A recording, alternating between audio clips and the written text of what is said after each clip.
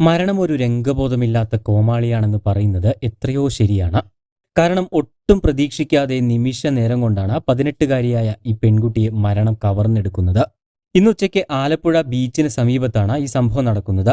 Alappuzha Thirumala ward രതിഭവൻ Joshi Deepanjali ദമ്പതികളുടെ മകളായ നിത്യ ജോഷിയാണ് അതിദാരുണമായി മരണപ്പെട്ടത്. 18 വയസ്സാണ് നിത്യയുടെ പ്രായം.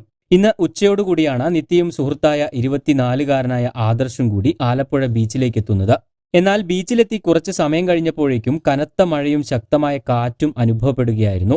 ഇതോടെ കാറ്റിൽ നിന്നും രക്ഷ നേടാൻ വേണ്ടി ഇവർ ബീച്ചിന് സമീപത്ത് തന്നെയുള്ള ഒരു താൽക്കാലിക കടയുടെ അരികിൽ കയറി നിൽക്കുകയായിരുന്നു.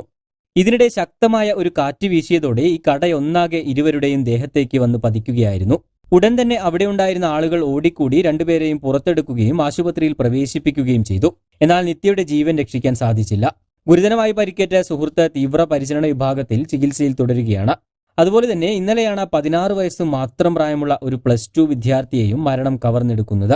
മലപ്പുറം വള്ളിക്കുന്ന് ബാലാതിരുത്തിയിൽ താമസിക്കുന്ന ചെട്ടിപ്പടി സ്വദേശി വാഗയിൽ ഷിനോജിന്റെ മകൻ ശ്രീരാഗാണ് അതിദാരുണമായി മരണപ്പെട്ടത്. രാവിലെ പതിവ് പോലെ പത്രമിടാനായി പോയതായിരുന്നു ശ്രീരാഗ്. തലേ ദിവസത്തെ ശക്തമായ കാറ്റിലും മഴയിലും ശ്രീരാഗ് പത്രമിടുന്ന വീടിന് സമീപത്തുള്ള ഒരു ഇലക്ട്രിക് ലൈൻ പൊട്ടി താഴെ വീണിരുന്നു. എന്നാൽ ഇതറിയാതെ ആ വീട്ടിലേക്ക് നടന്നു പോകുന്നതിനിടെ വെള്ളത്തിൽ നിന്നും ഷോക്കേൽക്കുകയാണുണ്ടായത്. ഏറെ നേരം കഴിഞ്ഞ് അതുവഴി പോയ ആളുകളാണ് ശ്രീരാഗിനെ വീണ് കിടക്കുന്ന നിലയിൽ കണ്ടെത്തിയത്. തുടർന്ന് ആശുപത്രിയിൽ എത്തിച്ചുവെങ്കിലും ജീവൻ രക്ഷിക്കാൻ സാധിച്ചില്ല. അതുപോലെ തന്നെ ഇന്നലെ തൃശൂരിലും ഒരു വീട്ടമ്മ ഷോക്കേറ്റ് മരിക്കുന്ന സാഹചര്യമുണ്ടായി.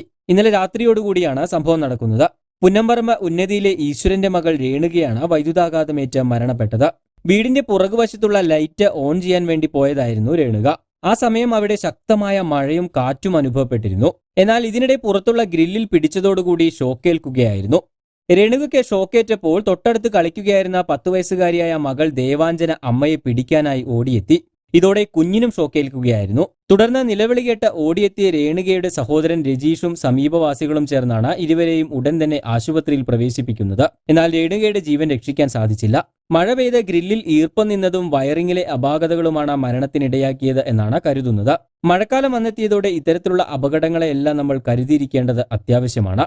അതേസമയം സംസ്ഥാനത്ത് 2 ദിവസമായി കനത്ത മഴയാണ് പെയ്തുകൊണ്ടിരിക്കുന്നത്. മഴക്കെടുതിയിൽ ഇതിനോടകം തന്നെ നിരവധി ജീവനുകളും പൊലിഞ്ഞു കഴിഞ്ഞു. കൂടുതൽ വാർത്തകൾക്കും വിശേഷങ്ങൾക്കുമായി ചാനൽ സബ്സ്ക്രൈബ് ചെയ്യാൻ മറക്കരുത്.